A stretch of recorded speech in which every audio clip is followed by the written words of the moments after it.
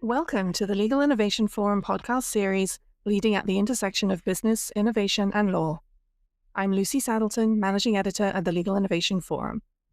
In this episode, we'll hear from Carla Swansburg, CEO at ClearyX, about the evolution of legal services at a time when the boundaries between law firms, alternative legal service providers, and technology companies are becoming increasingly blurred. Carla shares her perspective on building and scaling innovative legal solutions, the realities of legal tech adoption in the AI era, and what the future holds for organizations seeking to deliver legal services more efficiently, effectively, and at scale.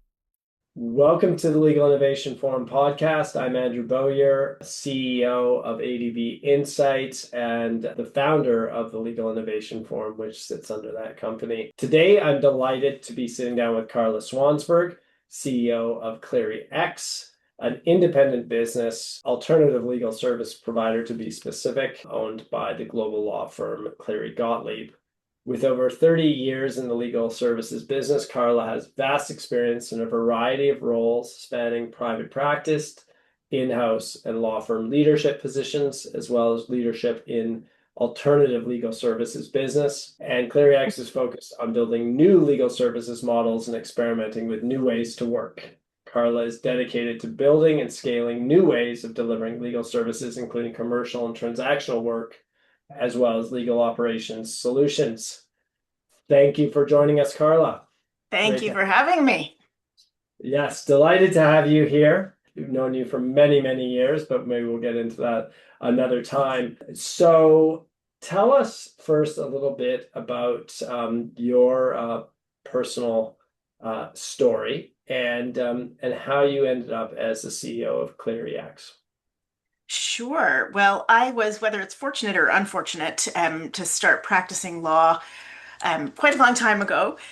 I was in a relatively traditional practice at a Bay Street law firm at the time as a litigator, and it was before the ubiquity of computers and even email, and it was so far back that you actually had to have a business case to access the internet because it wasn't really necessary. And I like to tell people that because when you hear all of the hype about the current technologies and AI and other things, I feel like the internet was probably as big a disruptor for how we practice law and how things worked. So way back when there was no E&E discovery, for example. So I practiced law for a number of years in a traditional law firm, large law firm, and then I ended up going in-house to the Royal Bank of Canada, where I was leading the litigation and disputes and some fraud investigations. And that was a kind of timely point in my career because I was there before, during, and after the financial crisis. And that was relevant because really that was a time when banks in particular, but larger in-house teams were starting to really crack down on legal spend. And it was kind of the first time that procurement discipline was really looking, for example, at legal spend.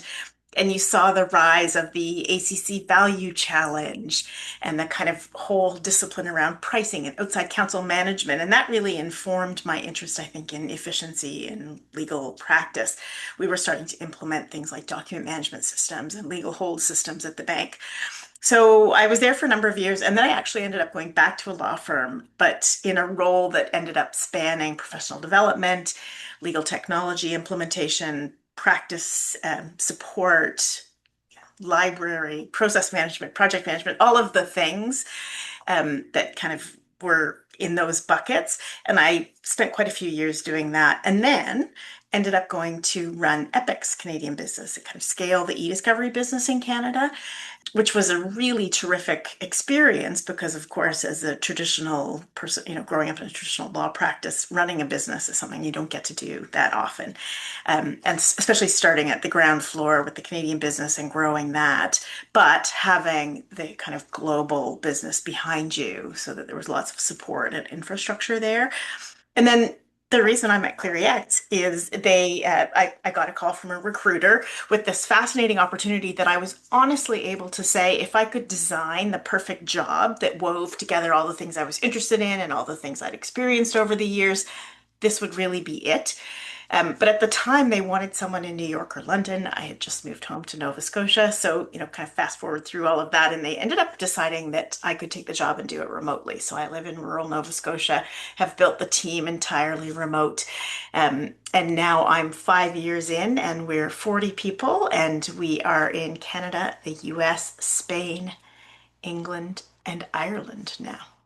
Okay, wow. So truly, truly transatlantic business, which is very interesting indeed.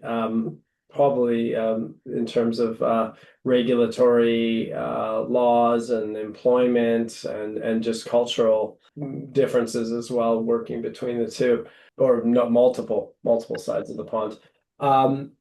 So in terms of one question on your bio, when you made that leap into innovation in the legal sector, and I think it's interesting, we have our forum in a week's time in Toronto, and a lot of folks are making that leap, even from law firms to technology company or ALSPs, but you're a real trendsetter, especially at that time, because for legal innovation in the early 2010s was not as hot a topic as it is now. So what made you make that leap from being a practicing lawyer into the innovation space? I think it was, to be fair, not hugely by design. And the initial role was to build and lead a professional development and learning function. So that was at a time when, just kind of coincidentally, the Law Society of Ontario had introduced its requirements to track professional development credits for lawyers. So that firm, like many, decided they needed a function and they needed someone to focus on that. And I had an interest in that. I'd been involved in the Association of Corporate Counsel and developing kind of learning programs. So initially, when they created that role and I took that role, it wasn't structured to be necessarily about legal innovation and technology. But it just was at a time when there was so much happening in that space and so much, it was kind of like a baby version of the hype cycle we're in now, and the Canadian market was particularly interesting. And it always makes me proud because a lot of those tools, Kira, Diligent, even Contract Express and the Thomson Reuters tools, Blue Jay Legal, those were all kind of coming on the market at that period in time. Because I had been in-house structuring and negotiating pricing arrangements and dealing with procurement and dealing with some of the kind of technical infrastructure, before I even started that professional development role, I started to get questions about the bank's perspective on structuring pricing and on efficiency and process improvement generally. So it just kind of happened that we started those conversations right around that time. And I sort of fell into that and I was really interested in it. And look, let's be honest, when you're in a law firm, especially at that time, this is one dynamic that's truly changed today, but at that time, it was a bit of a heavy lift to get management leadership teams of law firms to buy into these new and emerging tools, in part because they were kind of, the antithesis of the business model. I used to joke about going to the executive committee and pitching, getting a tool like Kira. And the pitch was, it's going to cost you, $100,000 a year. And the upshot is you'll bill less hours, right? So it was a really interesting time. All of these tools were new. Clients were really interested in experimenting, and they liked doing so within the safe space of a larger Canadian law firm. So it wasn't, as I said, it wasn't necessarily by design, but time and happenstance are everything. And I think you need a certain amount of experience and tenacity, kind of, bracket, unbracket, bull in a china shop at that time to be able to really push for those kinds of changes. It wasn't the same, receptive audience just because it was new and different and a little bit scary for people. Yeah, fascinating story how these things pan out, right? How we end up doing the things we do. In terms of ClearyX now, you've had a recent, I suppose, evolution, new launch, relaunch, I don't know how to categorize it, and which has been many years in the making, and we discussed it recently over breakfast in London. Tell me about what ClearyX is doing now and what your approach is, and a little bit more about its why. Sure. Should I start with the original why, maybe? Because there was a bit of a transition. And the truth is, when I was first in discussions about taking this job, I remember saying something along the lines of, I wouldn't be a dev shop, right? I wouldn't embed a dev shop in a law firm. I would kind of be the agile experimentation, slightly less risk averse business model. But the real why was that the firm realized that even for a very large Wall Street firm that had a lot of kind of corporate commercial transactional um, work, technology is and was starting to have a disrupting effect. Alternative models were, if not prolific, they were certainly more common. And the firm realized that somewhere along the line, aspects of their business would be disrupted by technology. So the idea was, why wait to see who and what that is? Why don't we empower a business that we own to be that disruptor? So essentially, our job started out as figure out what parts of the mothership we can disrupt, right? What business can we move from the law firm into our different structure? So that's a pretty amazing approach, right? For a big firm to say, let's just create the kind of thing that we think is going to be our disruptor. And obviously, when we're successful, they're successful. So the original plan was to just kind of look at generally how can we use technology and different business models to kind of move some of the traditional work. We started with due diligence because that made a lot of sense. There were relatively mature technologies on the market.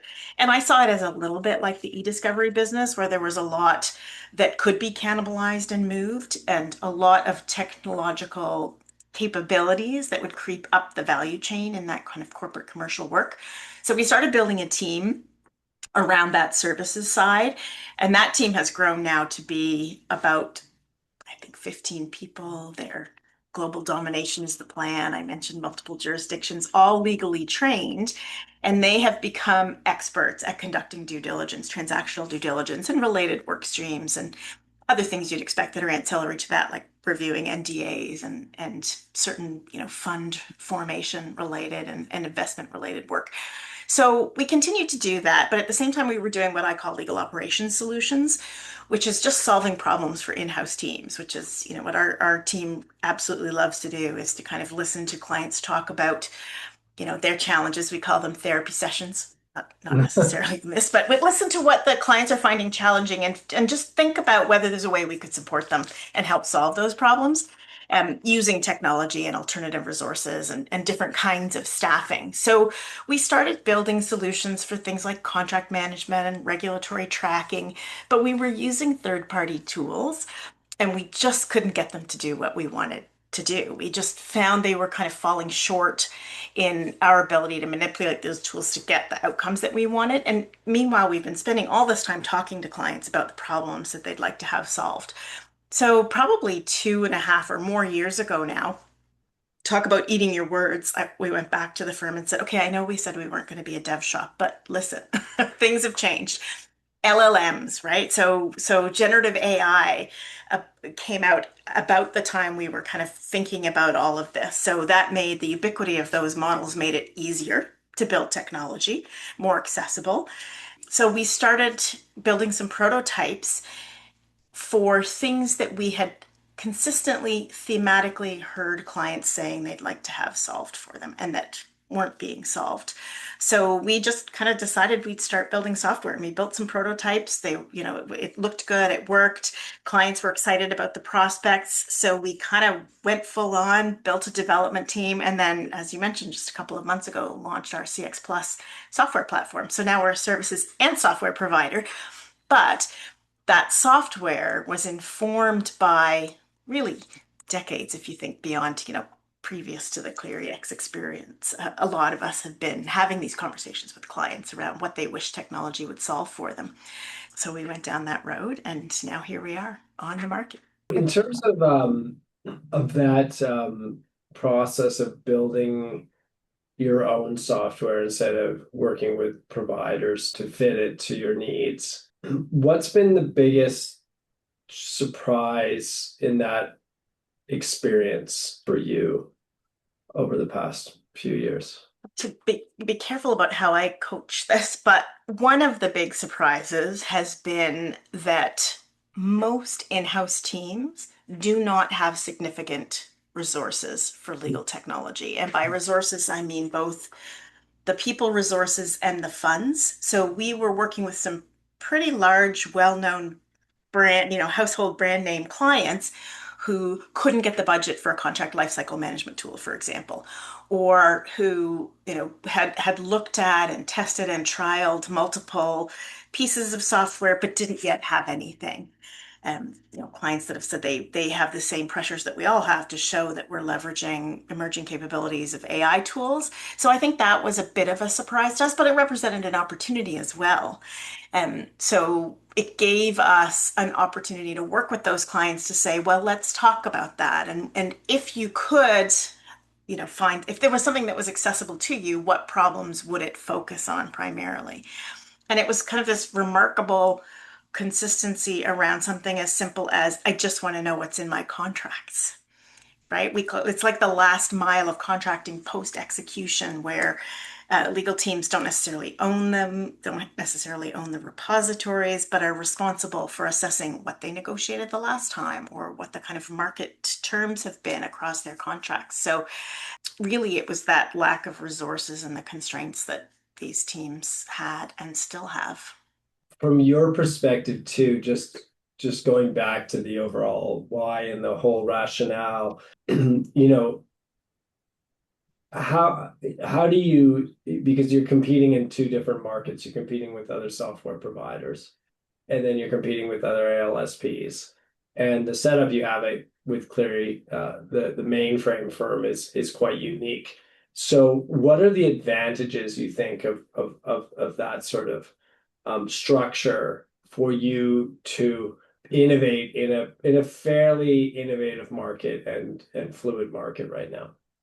Yeah, there are a lot of huge benefits for us. And, just starting with, if we look just at the services side, the bulk of our deal work has supported Cleary deals. So the team was able to kind of cut their teeth and learn their craft on some of the largest, most sophisticated deals for some of the, whatever the top, businesses across really the world, because we've worked from the Middle East to, Asia and Europe and the US. So that opportunity to kind of hone your craft, not in necessarily a safe space, starting with training wheels deals, I think has led the team to really be excellent. So, the whole premise was the quality had to be at least as good as junior associates. And obviously junior associates do that kind of work for a little while and then they grow up to do other things.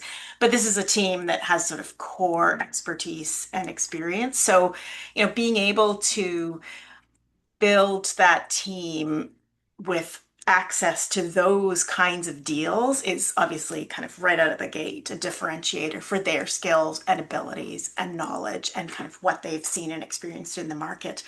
But even if you look to the software side, the relationships that the firm has, I mean, we've been, it's a great problem to have, but we've been inundated with dozens and dozens of clients of the firm who are interested in our software. So the sort of distribution that founders often have to struggle with and getting the word out, we work on that too, but we also are brought relationships and clients.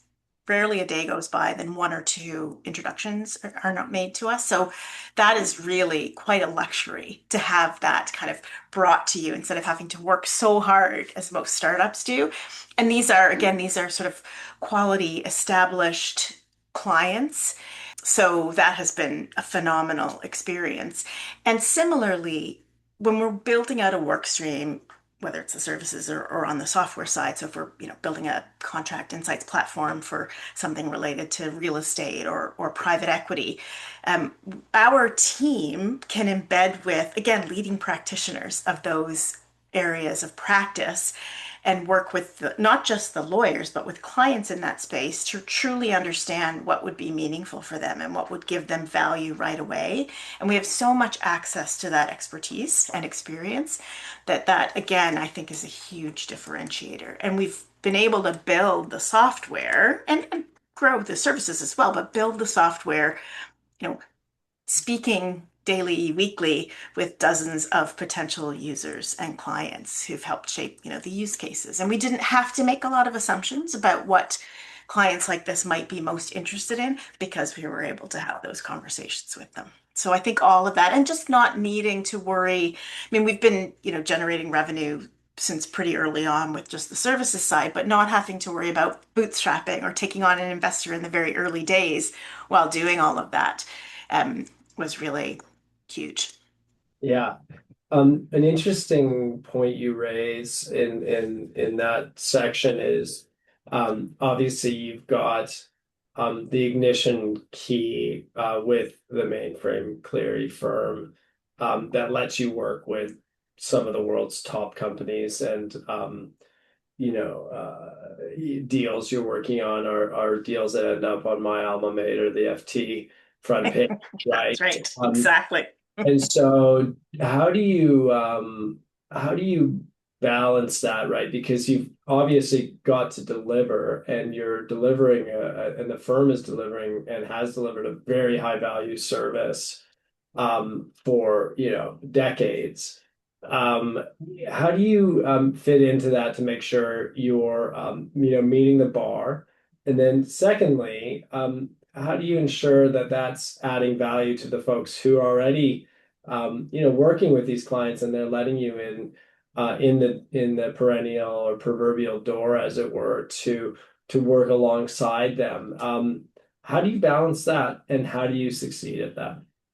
It's a really good question because it's something that we constantly have to be aware of, the quality and the relationships too. So with the due diligence, we actually kind of test drove a few deals side by side with traditional models very early on. So there was some kind of early A/B testing, running some models, trying the software, testing all of the tools that were out there, and then benchmarking it against what the partners of the firm, and to some extent the clients where we engage directly, would consider to be excellent. And what we found was the very nature of that team, which is focusing on doing this work and focusing on quality control and hiring the right people, became very critical. The other important piece of that was seeking feedback every single time. And lawyers are not great at giving feedback. So, in some ways, it was a bit like pulling teeth, but ensuring that after every project concluded, we would seek feedback, seek ideas for kind of improvements and areas of potential concern. We would meet with partners and associates to actually speak and talk to them in person if they weren't going to kind of fill out the survey. So, part of it was relentlessly seeking feedback on how we were doing. Part of it was structuring the work so that even when we were using technology, which we always have been, ensuring we could do a high level of quality control and having people who were responsible for that, and then just constantly being aware of that requirement to keep that bar super high and to make sure that the experience that everybody had was really good. We continue to do all that. We continue to seek feedback. We find that more and more we're working directly with the corporate clients and the in-house teams. And when we do multiple deals for them, our team knows how to structure the deal, knows where their kind of high risk issues are and what they're interested in seeing. So I think just the reps, right? Doing so much. The team has now done over 160 some deals. So they're just better at it. But having said that, we continue to meet with partners, seek feedback, ask where we could improve. But even on the software side, it's a blessing and a curse, right? I talked about how much of a gift it is to get the kind of client contacts and relationships and warm introductions constantly. But the flip side of that is we cannot have a poor user experience with our software. So we've had to kind of build out the infrastructure around client engagement, client support upfront and a little bit more proactively than others might have to, because we need to make sure that when clients of the firm are working with us and using our software, they have because they have the same expectation, right? It needs to be good. It needs to work. It needs to feel like a high level of service. So it has to be almost white glove all the way through, whether we're working on their deals and doing due diligence or whether they're licensing a contract insights platform from us. So it's just something we have to be completely mindful of and invest literally and figuratively in ensuring that experience is exactly what they'd expect of a Cleary branded Yeah. tool or team. Okay. Very interesting. So moving on to the client side, and the question, you raise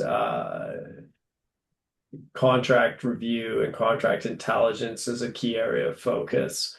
And I think it leads to a broader question, which has always been present when it comes to legal innovation, is how do legal departments move from being cost centers to value creators?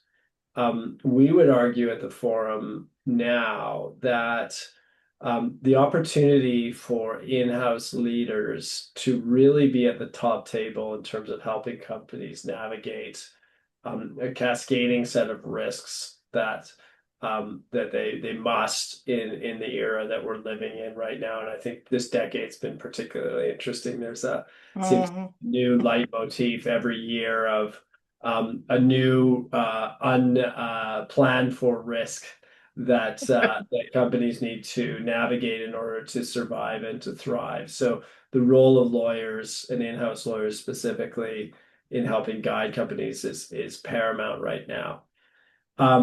So with that in mind, I would argue that that is a real imperative to drive value to the bottom line, and to articulate that.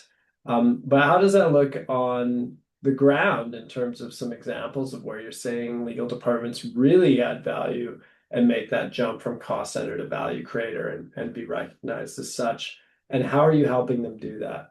Yeah, it's actually, I mean, it's again, it has been quite a wild ride for in-house teams over, pandemics and wars and various other disruptions. But I think because we get to work with so many sophisticated teams, what they're often looking for is maybe a little bit different than what you might have expected if it was, 10 years ago. And I don't know whether they've seen the end of their natural lives, but things like contract lifecycle management tools and some other tools that were very kind of purpose driven toward legal functions potentially. And what we're seeing, and what I think is the most interesting about all that you just said, is that in-house teams are looking to technology and asking questions like, how can we leverage these capabilities and LLMs and generative AI in particular to support that kind of broader enterprise risk management? Or, let me give you a couple of concrete examples. One is, the FSR, the financial services regulatory regime that is in place for the last year and a half or so in Europe that requires a whole bunch of additional financial reporting. So we've seen a couple of law groups bring to their teams, their kind of broader business teams, technology solutions where they can collect and report on data in a central repository, right? So things that sound like small potatoes, but that make the work easier and more organized and more accurate across global teams that have maybe nothing to do with law because they're financial people who have to report on these obligations. But the legal team gets to be a solver of broader compliance and regulatory risks for the business. Another good recent example with our Insights platform was a consumer products business, for lack of a better description, that's relatively global, based in the EU, that had some poor lawyer had taken an Excel spreadsheet and summarized 15 key provisions from 150 distribution agreements, the purpose of which was so that when executives or salespeople, not law, go to a particular jurisdiction or go to meet with a particular supplier, they were looking for what contracts do we have, what products are they exclusive. So we created a collaborative portal for them, which kind of allows them to visualize that. So, they can they can click a map if they want, or they can search for Japan, or they can click a button and they can look instantly and see what relationships do we have, or where do we have this product, or in this country, are these products exclusive or non-exclusive? What are the kind of pricing change clauses? So the law department can put in the hands of their business this ability for them to say, oh, this is super helpful for me as I conduct my business, as I do sales, as I do executive visits. So I think what we're seeing is technology allowing law departments, I mean, they've always been kind of innovators and risk managers, but to be the problem solvers for a broader set of problems and almost kind of lead the way. And oh, we're using, we're deploying technology for something that's visible across the business where it might not have been even 10 years ago. That's kind of a long answer, but from where we sit, it's an interesting thing to see. And it's exciting to see the law department kind of supporting those kinds of challenges for broader business partners. Yeah, great answer. And not too long. It was a long question. So, I'm sometimes prone to asking. So if we look at in-house lawyers and how their roles will look in 3 to 5 years, let's say in 2030, because that's a popular marker for us in our Yeah. program right now. What does the legal department of 2030 look like? What does the law firm of 2030 look like? Um, what do you see that role looking like, and what can the in-house lawyers tuning in be excited about the opportunity for that role if they, embrace this technology revolution, embrace this innovation revolution, embrace this opportunity to be at the top table and helping companies navigate not only regulatory and compliance risk, but just risk in general. We host programs and roundtables all the time, and I think there's certainly a fear factor across the profession about what does my role look like. And I guess I would argue too that the lawyers that you have working on ClearyX specifically and in ClearyX specifically are probably prototypes for that to some extent, new lawyer of 2030 role. And again, it's a long question, but wondering if you have any comments on that and how folks who are listening in can think about this opportunity as what it is, which it is an opportunity, and tell us more on that. Of course, I have thoughts on that, and a couple of different thoughts. One is a sort of, plus ça change, right? Like that there are many things that will not be, I don't think, different because 2030 is actually only 4 years away. But I think a lot will be will be the same. But I think there are a few dynamics that I anticipate in the market. I think right now, junior associates in firms are more worried about their jobs than in-house lawyers. I think in-house lawyers feel a little bit more secure. Um, and maybe, I'm misreading the room there, but I haven't heard those kind of, oh my goodness, AI is coming for our jobs as often from the in-house teams. And I think part of the reason for that is that over the years, we've all seen in-house teams, the constant pressure to do more with less, and that's accelerating. It's not, I don't think, easing in any way. So a lot of the things that in-house teams are trying to solve for might finally be solvable. And in-house teams have always had to do the kind of day-to-day commodity work. One of the things we used to kind of joke about is that the biggest competitor for some of the services and solutions we were building was the latency of a lack of resources.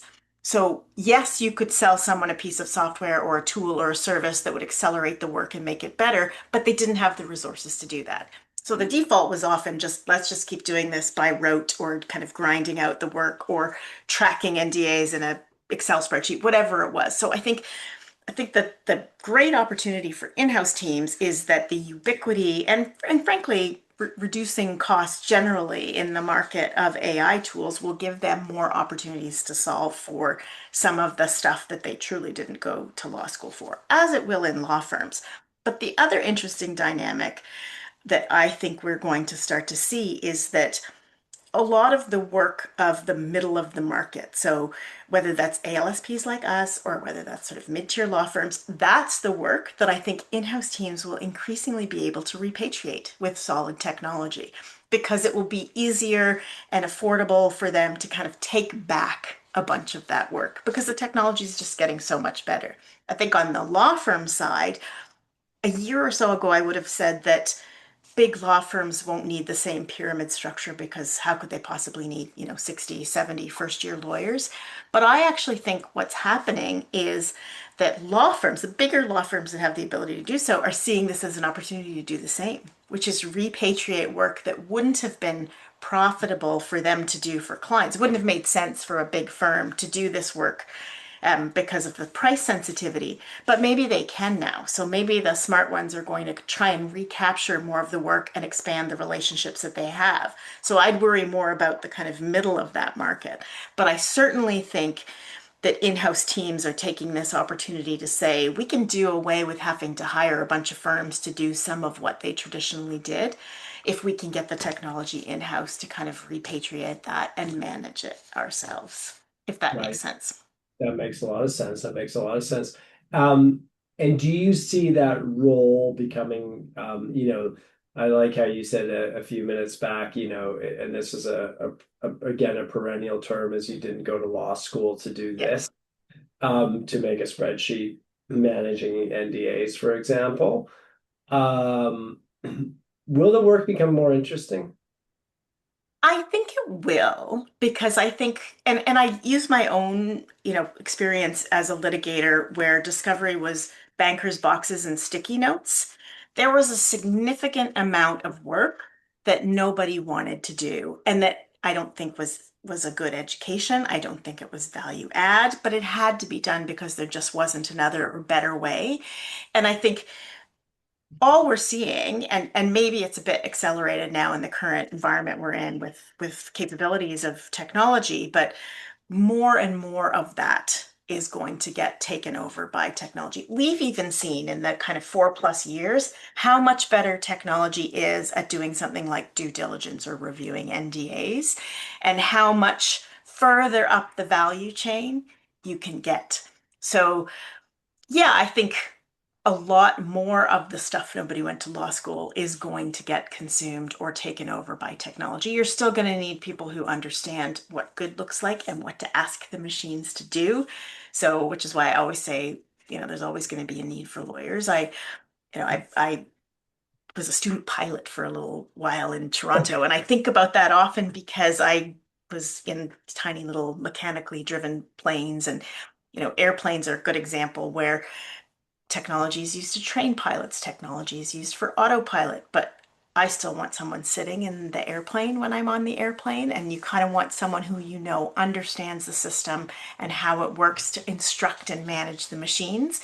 And I think the same will be for in-house teams and others where you need somebody there who's the person and the kind of trusted person who can tell you that the machine is doing it right and can instruct the machine. So um, I just think that I don't think we're going to ever have a huge change in the quality of life that we as lawyers have all taken upon ourselves because I think as my mother used to say, that's a you problem. If you could just, it's the kind of personalities that we have. But I do think that more and more of the stuff nobody really wants to do will be taken over. Yeah. And do you think it does lead to this question, which again is a fairly common one, is the apprenticeship model, right? When do and how can lawyers in this new landscape learn learn to exercise that judgment that they've learned over the years? By a lot of that, historically has been just sort of by rote work, right? Right. I do enough Yeah. due diligence until 3 in the morning, and so I will just by osmosis and coffee retain that. Which, when I'm a partner someday, I'll be able to apply that.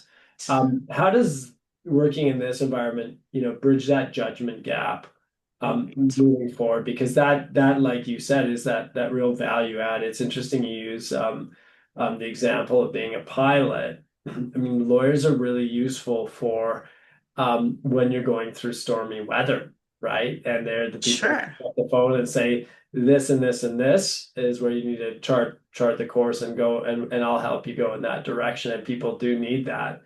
And for those of us who spend a lot of time on airplanes, I think present company included, um, we all like smooth flights, but when We it's a do. bumpy landing on a snowy night in Toronto, for example, you're sure glad that they Yeah. went to pilot school because I We wouldn't want them even to have their 10,000 hours or whatever yeah, it I is. wouldn't Yeah. want to get us on the ground Yeah. under pressure in that. So how, yeah, so maybe you can elaborate on that. Yeah. And this is one of the most common questions that people ask, frankly, is about, well, how do we, where do baby lawyers come from? Like, how do we train the next generation of lawyers if we're not doing it that way. And again, I have a little bit of, I'm a bit kind of um, maybe cheeky about it because of my experience reviewing documents for litigation. There's a lot of that stuff you did not have to do to understand what was relevant and what was meaningful and how to frame a case. If we look at something like diligence as an example, our ClearyX team works with the junior associates and kind of helps show them how we frame a case for due diligence and, what looks good and how we vet and check for quality. So I think we need to kind of get away from this romanticized notion that reviewing 1,000 leases for a change in control clause teaches you what a lease should look like or how a change in control clause operates. And I think we just need to be more open-minded about what the apprentice model was meant to be. And the reality is a lot of associates that grew up in the era when I did have to do the reps to get the sort of, to advance through the process. But that doesn't necessarily mean the quality of what we learned was better or good in any way. What it meant was that was the option. I think what the conversations that I've been having and hearing are around more intentionality on the part of more senior people in a law firm or in an in-house team taking the time to, talk to juniors about what they're trying to achieve and what the outcome should be, to make sure that those students and junior lawyers are educated around the capabilities of the technology and that they learn by instructing the machines and understanding what the outcomes are. We've been hearing about things like the Stanford Lift Lab project where they're creating personas around kind of, AI powered partners to use for instruction. And that's all good and helpful. But I think the apprentice model doesn't necessarily mean getting the reps in. And we just need to get away from the sense that it's like people said, well, back when I was a kid and had to walk to school uphill both ways with, no boots in winter kind of thing, that's not really the right approach. Let's be more intentional around what are you trying to achieve? What does it look like? Why is something right or not right? And that doesn't mean that you necessarily have to do the kind of grind, legwork, repetition. That's Yeah. my view. And we've Yeah. been here before. You used to have to use textbooks to do legal research. There was no search terms originally. And we kind of learn and we keep going. And we still have amazing lawyers and amazing partners across the board who, grew up in different environments.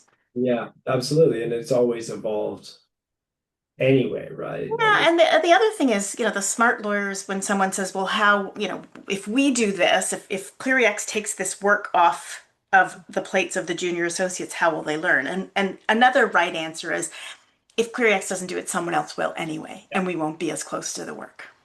which leads to another question. Well, two questions I have, which are somewhat related, is where do you see this convergence of legal service provision to the in-house market going with law firms, ALSPs, and technology firms? That's my first question. And Right. then the second question is a little bit of a redux on something we were talking before. The legal tech space, you can see, clearly there's a huge amount of investment going into AI and all the companies that you've seen. Some companies, leapfrog traditional players, and it's interesting, in our business, which is messaging and communications and marketing, one of our business areas of focus, how that's shifting, and things are moving so fast, right? I mean, even the big players right now, they're new players. Some folks will say, well, the large frontier models are just going to come eat their lunch anyway. And so how do you build, a platform with that in mind, to move with that potential? Again, the press love to lead with great leading headlines That's right. that capture people's attention, and it always ends up a little bit different or a lot different or completely wrong. How do you sort of front run that in this rapidly shifting environment? Because we can guarantee that the legal tech environment will look different in 2 years than it Look, did. absolutely. And I think the one given is there will be a ton of consolidation. I thought it was kind of interesting when I think both Harvey and Lagora set up funds to start buying up smaller startups that were good complements to their kind of, Coke and Pepsi level platforms. So no question that we'll see a convergence and we'll see a consolidation of technology tools. And yes, the frontier models, the kind of core foundation LLMs are getting into this space and building purpose-designed tools. But the reality is, those are platforms that are, remember when IBM Watson was like the big cool kid on the block and they were going around trying to pitch the kind of Watson learning models and technology tools to law firms. But I used to say it was like a big lump of clay. It was very high quality clay, but there was a lot of work that needed to be done to get to the outcome that they were looking for. So from where we sit, we've taken our time to deliberately find a solution that it felt like there was a real gap, right? And that was kind of the feedback from clients, is that nobody's really fixing this problem for us. And remember that the in-house teams that we're primarily serving don't have teams of developers dedicated to legal or knowledge management workers or, huge budgets. So they don't have the owners and operators for the technologies and the budgets, frankly. So they're kind of left a little bit behind.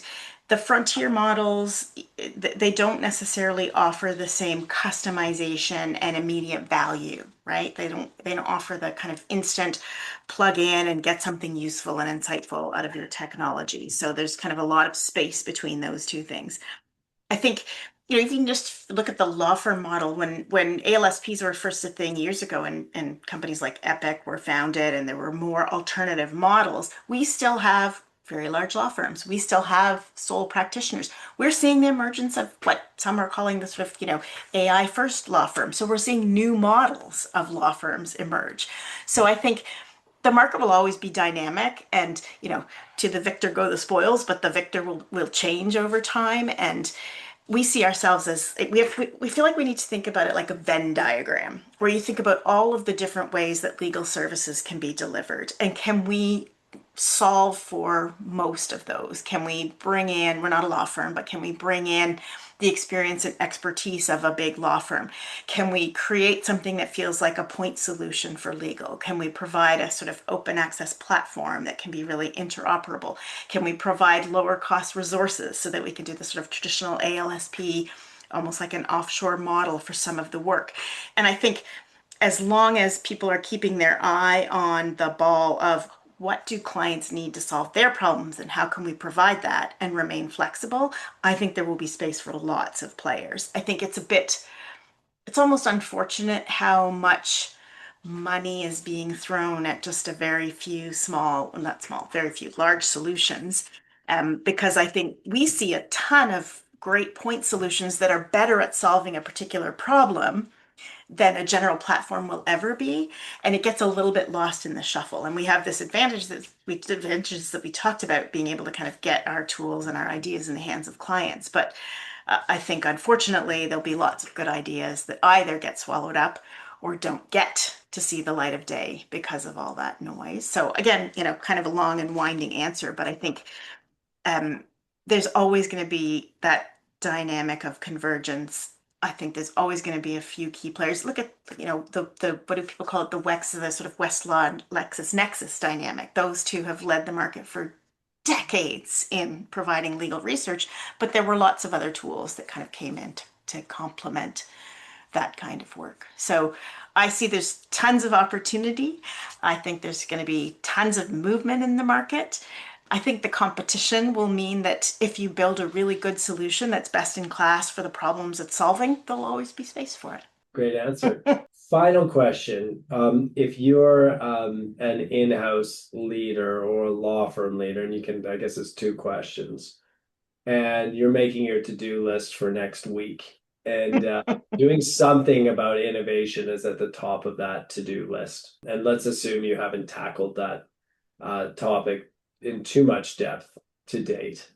What would be the starting principle you'd ask them to put at the top of that list? Give us the legal department leader take and the law firm leader take. So next week is the Legal Innovation Forum in Toronto. So maybe we should put that on the list of something that they could do.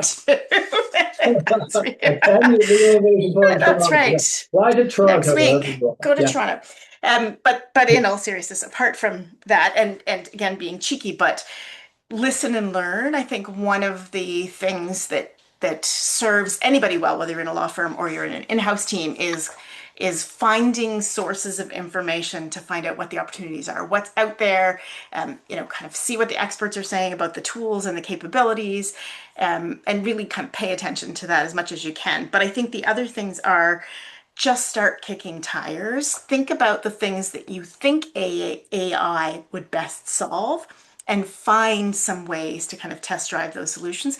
If you're an in-house team, I always encourage them to lean on their external firms because especially the sort of larger companies and larger teams, their law firms, chances are they have multiple tools and are running multiple pilots. Increasingly, those tools are allowing client collaboration. It's often like a kind of one-way pipeline collaboration. It's not sort of broad collaboration, but I would always encourage in-house teams to take advantage of that and see what their law firms are doing. Not just what are you doing around AI and efficiency, but how can I benefit from what you're doing directly by getting your experiences, accessing your tools. Not always possible. So I think that's one. I think the other thing is to just pick something and try it and don't lock yourself in for very long because of that dynamic in the market. So, kick some tires, run some tests, find a problem that you think can be solved and just try it, right? Just tackle it. I think from the law firm perspective, we're still sometimes asking the wrong questions and talking about, look at all the things we're doing, look at the tools we have, look how many people have logged into, Harvey or Lagora this week, without necessarily focusing on the true value add both to their business and their client's business. And that could be economic, like literally what are you saving in terms of the costs to the client, but also are you looking for efficiencies within the law firm where AI can solve more of the problems for you, whether that's on the business side or the practice side, but make it meaningful. Don't make it performative. So. Okay. All right. Well, thank you very much, Carla. Always fantastic to catch up. You are truly a leading light in the legal innovation firmament, and really appreciate you taking time out of your busy schedule to share what you're up to at ClearyX, a little bit more about yourself and where all this is going. So no doubt our audience will find it extremely useful. So thank you very much. Thank you for having me and for inviting me, and it's always a pleasure. This episode is brought to you by ClearyX. Thank you for listening, and please stay tuned for the next episode.